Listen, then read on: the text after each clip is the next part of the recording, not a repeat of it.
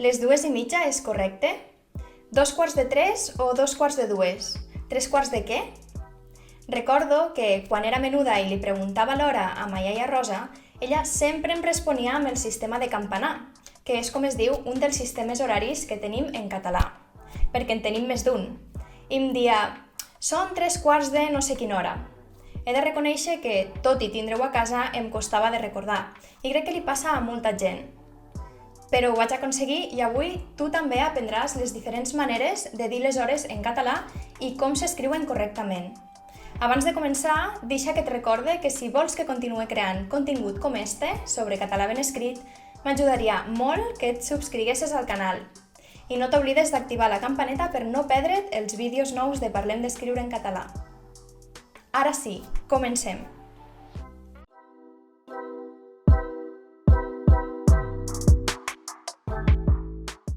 El primer que has de saber és que en català no hi ha una única manera de dir o escriure les hores. Però encara que facis servir una manera correcta, convé que conegues les altres. Primer, per entendre l'hora quan algú te la diga. I segon, perquè és la nostra llengua i diuen que el saber no ocupa lloc. Així que ja ho saps. Bé, comencem pel sistema de rellotge. A la pantalla veiem les 11:20. Aquí diríem són les 11:20, és a dir, literalment. Fem referència a l'hora actual, les 11, i als minuts que han passat, en aquest cas 20. Fem servir aquesta fórmula quan encara no han passat 30 minuts de l'hora.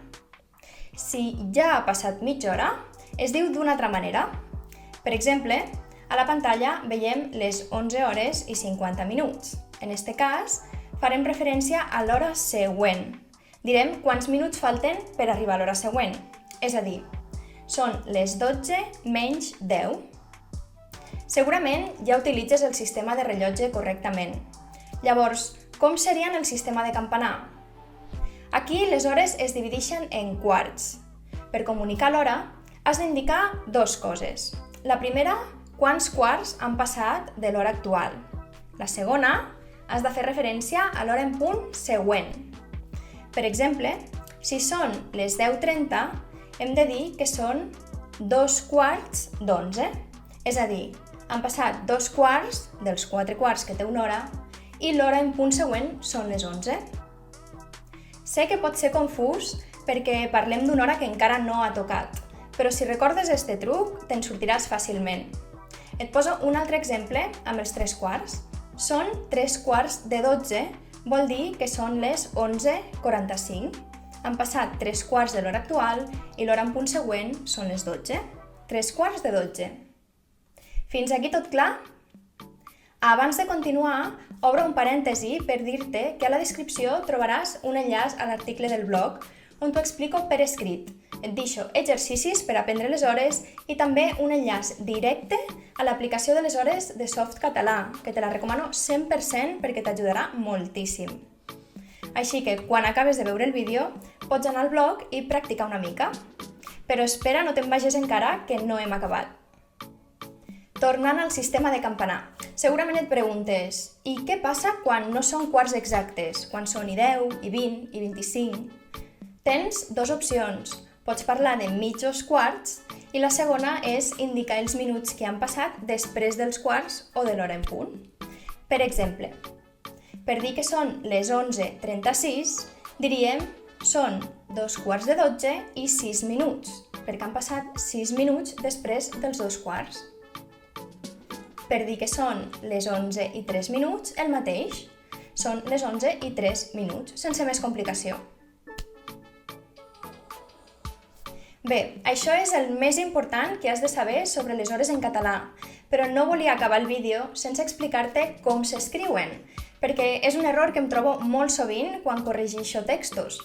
S'escriuen en xifres, en lletres, amb punt, amb 2 punts.